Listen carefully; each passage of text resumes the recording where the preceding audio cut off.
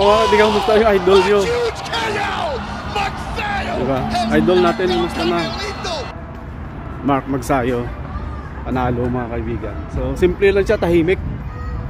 Wala masyadong eng. No. Pero nanalo. Ang ganda ng performance, grabe. Knock out sa third round yung kalaban mga kaibigan. So, galing sa dalawang talo, nag-improve. Train hard, nag-improve. Ang ganda ng performance. Yun dapat. Yung porket talo ka na, talunan ka na lang. So you should train hard, improve, and prove to the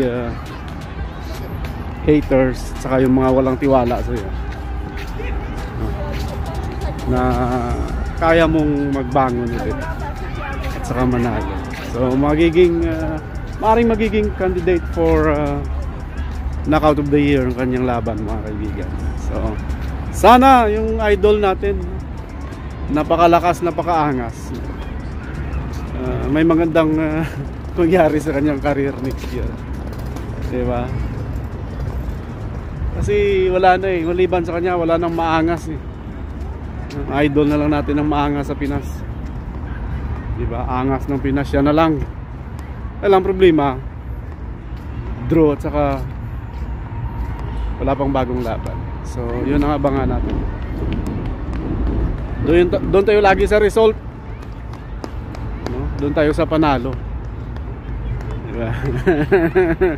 So congratulations Triple M, napakagandang performance ang pinakita mo, diba? So simple lang,